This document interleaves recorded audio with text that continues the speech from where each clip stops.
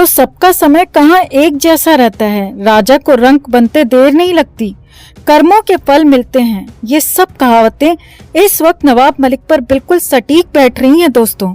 जो नवाब मलिक हमेशा नौकरों से घिरे रहते थे, ऐशो आराम की जिंदगी बिताते थे और महाराष्ट्र के मुखिया बनकर रहते थे, उन्हीं नवाब मलिक को लेकर बड़ी नहीं बल्कि बहुत बड़ी और हैरान करने वाली खबर सामने आ रही है। जी हाँ, एनसीपी नेता नवाब मलिक को लेकर आ रही मीडिया रिपोर्ट्स के मुताबिक नवाब मलिक पूरी तरह कंगाल हो चुके हैं।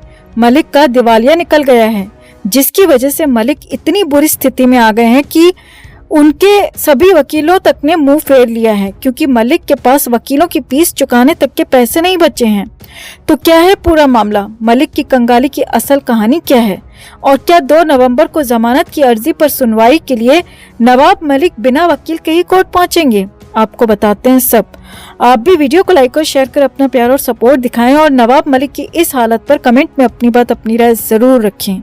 चैनल के साथ जुड़कर चैनल को सब्सक्राइब कर हमारी आवाज बने।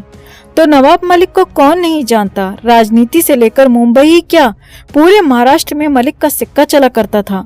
बड़े से बड़ा आदमी भी मलिक को सलाम ठोकता था। मगर जब से नवाब मलिक खुद ईडी के जाल में फंसे हैं, उलझे हैं, तब से सब कुछ उलट गया है। सारी तस्वीर पलट गई है। कैबिनेट मंत्री से अब कंगाल बनने के दिन शुरू हो चुके हैं। तो मलिक के समर्थकों को भले ही ये खबर और ये बात अच्छी ना लगे, मगर जो अपडेट मिल रही है उसके मुताबिक नवाब मलिक पूरी तरह से कंगाल हो चुके हैं। उनकी ज्यादातर प्रॉपर्टी, पैसे भी ईडी सील कर चुकी है और मलिक समेत उनके परिवार के सदस्यों के बैंक अकाउंट भी पिछले 8 महीनों से फ्रीज पड़े हैं। जब तक जांच चलेगी तब तक ये अकाउंट्स फ्रीज ही रह सकते हैं, क्योंकि मलिक पर मनी लॉन्ड्रिंग के आरोप हैं। ऐसे में सबसे पहले जांच टीम ने मलिक और उनके परिवार के तमाम लोगों के बैंक अकाउंट्स को सील कर रखा है। यानी वो फ्रीज अकाउंट से न पैसा निकाल सकते हैं और न ही डाल सकते हैं। खबरों की माने तो नवाब मलिक की हालत इतनी खराब हो चुकी है कि मलिक के पास वकीलों की फीस देने तक के पैसे नहीं हैं। और ये सब अचानक नहीं हुआ, बल्कि जब से मलिक को गिरफ्तार किया गया था तब से ही मलिक का बुरा दौर और कंगाली का दौर शुरू हो गया था। मुंबई से एक बड़े मराठी अखबार की माने तो नवाब मलिक की हालत ऐसी हो गई है कि वो खुद को दिवालिया घोषित कर दें तो कोई बड़ी बात नहीं है। मलिक को 23 फरवरी 2022 को गिरफ्तार किया गया था और उस बात को अब 8 महीने से ज्यादा का वक्त गुजर चुका है। इसी बीच वकीलों की महंगी फीस और खुद मलिक मई के महीने से प्राइवेट अस्पताल में इलाज ले रहे हैं, जहां सिक्योरिटी और इलाज का खर्चा खुद मलिक को उठाना पड़ रहा है। यानी कि 5 महीनों से मलिक लगातार महंगे प्राइवेट हॉस्पिटल के प्राइवेट रूम में इलाज ले रहे हैं, जिसमें कितना अनगिनत पैसा अब तक लग चुका है, इसका हिसाब खुद मलिक को भी नहीं होगा। खबर तो ये भी है कि अस्पताल का बिल भी लाखों में जा चुका है, जिसे भी अभी तक चुकाया नहीं गया है, जिसके चलते अस्पताल भी मलिक के इलाज के लिए कभी भी मना कर सकता है, मलिक के इलाज से हाथ खड़े कर सकता है। अब सबसे बड़ी परेशानी की बात ये सामने आ रही है कि बाहर से मलिक की मदद कोई कर भी नहीं सकता, क्योंकि हर किसी को अपनी अपनी जान प्यारी है। मनी लॉन्ड्रिंग के केस में कहीं से भी पैसा आया तो ईडी की नजरों में आने का खौफ है। वहीं मलिक की बेटियां अब तक जैसे तैसे पैसों का इंतजाम कर रही थीं, मगर मलिक की बेटियों ने भी अब हाथ खड़े कर दिए हैं, क्योंकि मलिक की बड़ी बेटी नीलोफर मलिक के पति तो पहले से ही एनसीपी की जांच की जद में है और मलिक की बेटी और दामाद समीर खान के अकाउंट पहले से ही एनसीपी की तरफ से सील किए गए हैं। तो मलिक की बेटी चाह कर भी अपने पिता की मदद करने में असमर्थ है। अब सामने है कि नवाब मलिक की हालत इतनी ज्यादा खराब है कि मलिक के पास अपना केस लड़ रहे वकीलों की फीस देने तक के पैसे नहीं है। मलिक ने अब तक ऐसे महंगे वकीलों को हायर किया था जिनकी एक सुनवाई की फीस 10-10 लाख रुपए थी, मगर अब मलिक की हालत देख मुंबई के तकरीबन सभी वकीलों ने मलिक के केस को लड़ने से मना कर दिया है।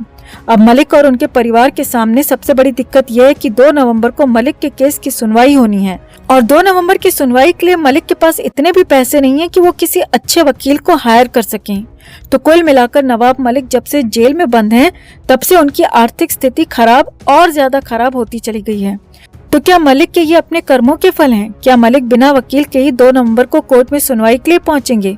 मलिक की इस आर्थिक स्थिति पर आपका क्या कहना है? कमेंट में इसे लेकर आप भी अपनी बात, अपनी राय जरूर रखिए और वीडियो को लाइक और शेयर कर अपना प्यार और सपोर्ट भी जरूर दिखाएं। तो किशोरी पेडनेकर महाराष्ट्र की राजनीति में बड़ा ओहदा रखती हैं। मुंबई जैसे महानगर में मेयर होने का मतलब किसी मुख्यमंत्री से कम नहीं होता और किशोरी ने मुंबई में खूब राज किया है, क्योंकि वो एक ऐसे म्युनिसिपल कॉरपोरेशन की मेयर थी जो कि देश की सबसे अमीर म्युनिसिपल कॉरपोरेशन में से एक है। गरीब परिवार में जन्मी और नर्स का काम करके राजनीति में आई किशोरी पेडनेकर को आज तक सभी महिलाओं के लिए प्रेरणा का स्रोत माना जाता रहा है। मगर इस एक केस ने किशोरी की सालों की मेहनत को पानी में मिला दिया। तो शिवसेना सांसद संजय राउत के बाद मुंबई की पूर्व मेयर किशोरी पेडनेकर मुश्किल में है। दादर पुलिस स्टेशन में किशोरी पेडनेकर से आधे घंटे तक पूछताछ की गई है। उनसे एक बार नहीं बल्कि 2 बार पूछताछ की जा चुकी है और एक बार फिर से पूछताछ के लिए बुलाया गया है, जिसके बाद तो शिवसेना के उद्धव खेमे में खलबली मची हुई है और माना जा रहा है कि मुंबई पुलिस इस केस को लेकर बेहद सख्त है और मुंबई की दादर पुलिस ने इस केस की फाइल की फोटोकॉपी ईडी दफ्तर भी भिजवाई है। दरअसल इसी साल जून के महीने में दादर पुलिस स्टेशन में एसआरए में फ्लैट देने के नाम पर ठगी करने का मामला दर्ज किया गया था। उस वक्त ये एक सामान्य मामला था। शिवसेना के उद्धव गुट की नेता किशोरी पेडनेकर का नाम इस मामले में दूर दूर तक नहीं था, मगर जैसे जैसे पुलिस की जांच आगे बढ़ी तो केस की परतें खुलने लगी और किशोरी पेडनेकर इस मामले में पूरी तरह लिप्त पाई गई। इसके बाद जब पुलिस ने मामले में कुछ लोगों से पूछताछ की तो किशोरी पेडनेकर का नाम सामने आ ही गया। इसके बाद पुलिस ने मुंबई की पूर्व मेयर को पूछताछ के लिए बुलाया। किशोरी पेडनेकर से पहले शुक्रवार यानी कि 28 अक्टूबर को पूछताछ की गई, जहां उनसे दादर पुलिस थाने में करीब आधे घंटे तक पूछताछ हुई। उसके बाद एक बार फिर से शनिवार को भी किशोरी पेडनेकर को पूछताछ के लिए बुलाया गया और अब खबर है कि शुक्रवार और शनिवार यानी कि 28 और 29 अक्टूबर की पूछताछ से पुलिस संतुष्ट नहीं है। इसीलिए पूर्व मेयर को एक बार फिर से पूछताछ के लिए दादर पुलिस स्टेशन बुलाया गया है और माना जा रहा है कि सोमवार या मंगलवार को किशोरी पेडनेकर से एक बार फिर से फ्लैट वाले केस में पूछताछ की जा सकती है। अब केस की बात करें तो पुलिस की जांच के दौरान खुलासा हुआ है कि फ्लैट एसआरए देने के नाम पर 9 लोगों से ठगी की गई। दादर पुलिस स्टेशन में इसी साल जून में केस दर्ज किया गया था।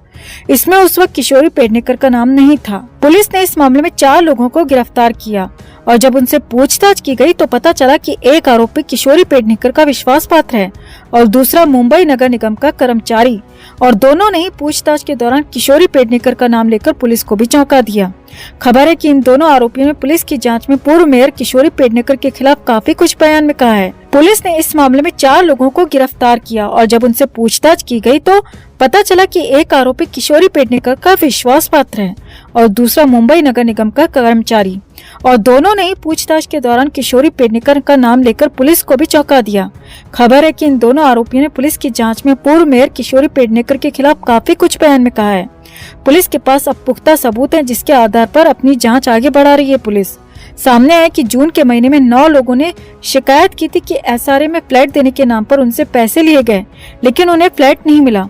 रिपोर्ट्स के मुताबिक पूर्व मेयर का नाम लेने वाले 2 लोगों ने दावा किया है कि 9 लोगों से लिए गए पैसों में से मोटी रकम कथित तौर पर किशोरी पेडनेकर के खाते में भी गई थी और किशोरी पेडनेकर को इस पूरे मामले की भली भांति जानकारी थी। अब मुंबई पुलिस की पूछताछ के बाद किशोरी पेडनेकर बुरी तरह घबराई हुई हैं और वो भी कई वकीलों से मुलाकात कर रही हैं ताकि अगली बार पूछताछ से पहले वो खुद को बचाने के लिए सारे कानूनी रास्ते अपना